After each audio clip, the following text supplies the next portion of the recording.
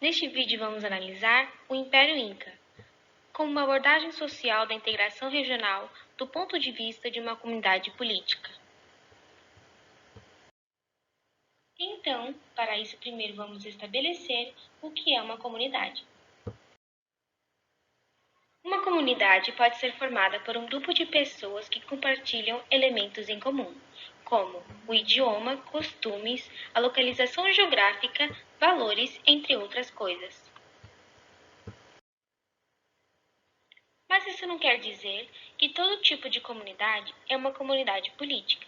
A diferença está em que uma comunidade política possui características específicas que hoje se encaixam na definição do que é um Estado.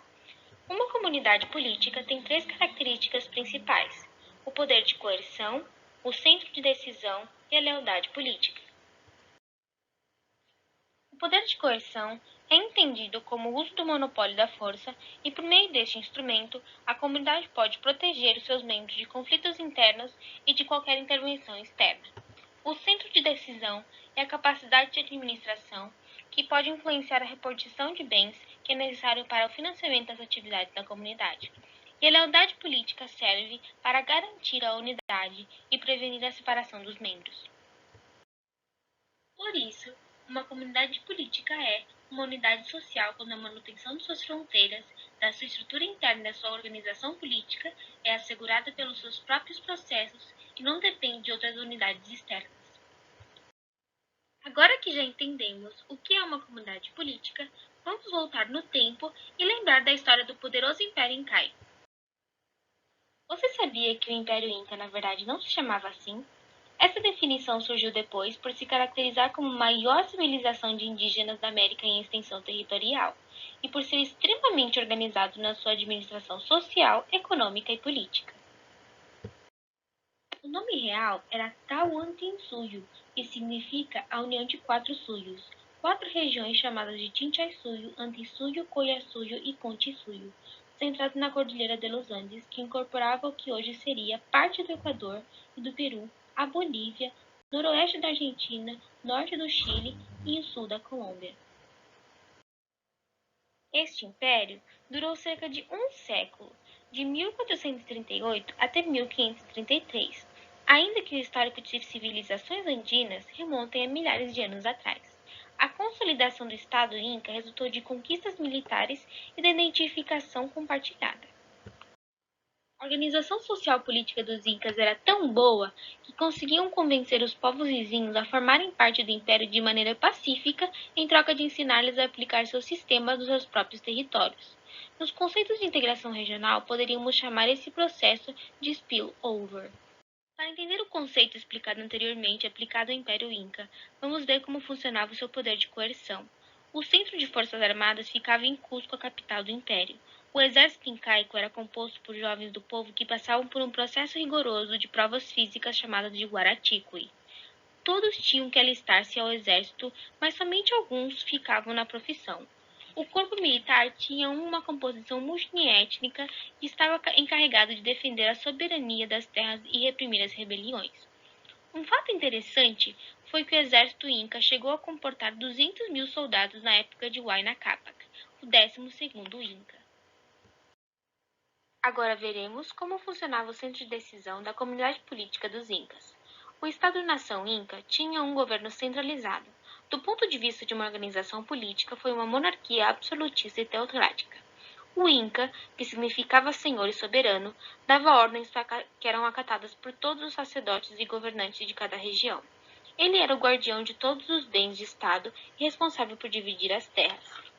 Os terrenos cultiváveis eram divididos em três parcelas distintas: a terra do Inca, que era destinada ao rei e à nobreza, a terra do Deus Sol, que era controlada pelos sacerdotes, e a terra da população, formada por grupos de famílias chamados de Ayllus, cujo chefe era o curaca. O produto do trabalho dos povos se entregava ao governo e depois era distribuído por todo o povo. Finalmente, vamos analisar como funcionava a lealdade política. Como falamos no começo do vídeo, essa função serve para garantir a unidade e prevenir a separação da comunidade. A lealdade política é um instrumento para o domínio político. Quando alguém se identifica com um grupo, quer fazer parte dele, como identificação religiosa. Geralmente, a política e a religião estão separadas do conceito de Estado nos dias de hoje, mas no Império Inca, a identificação religiosa era compatível com a orientação política dominante.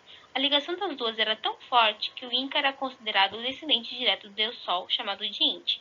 Essa era uma das razões principais de garantir a lealdade política. Outro motivo foi o estabelecimento de uma língua oficial, o Quechua. O Império abrangia diversas etnias e mais de 700 dialetos diferentes, mas com a expansão do domínio Inca, os outros povos se subordinaram e aceitaram todas as regras e valores instituídos. Mas com certeza o alto nível organizacional e o bom funcionamento de seus sistemas é o que garantiu a integração entre os povos chamados de sujos. Os registros históricos geralmente não apontam a existência de uma escrita. A sua comunicação era basicamente oral, que passava de geração em geração. Mas eles também tinham os chamados quipos, que basicamente eram um sistema complexo de cordas e nós que podiam representar acontecimentos, regulamentações, contas de negócios e acredita-se também que foi usado para a contação de histórias. Os mensageiros, chamados de chasques, eram os que carregavam os quipos, como se fossem cartas. Eles utilizavam diversos caminhos que os próprios incas haviam construído para unificar o império. Uma das rotas mais conhecidas foi o caminho de Piabiru, um caminho que saía de Cusco, Peru, passava por vários povos do império e se estendia até Canané, em São Paulo, Brasil. Em 1514, os portugueses começaram a investir em expedições para tentar descobrir onde terminava o continente.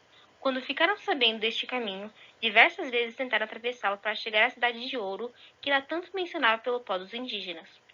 Em 1524, um homem chamado de Aleixo Garcia chegou até o Peru com sua expedição utilizando este caminho, mas na volta para o Brasil faleceu num ataque por indígenas paraguaios. Então, em 1532, os espanhóis navegaram pelo outro lado do Oceano Pacífico e encontraram o Império Inca enfraquecido por uma guerra civil, que acontecia entre os dois sucessores do Inca, o Huáscar e Atahualpa. Aproveitando dessa divisão, e após um dos principais sucessores do Império morrer infectado por varíola, a Terra do Ouro vai à ruína pelo domínio espanhol.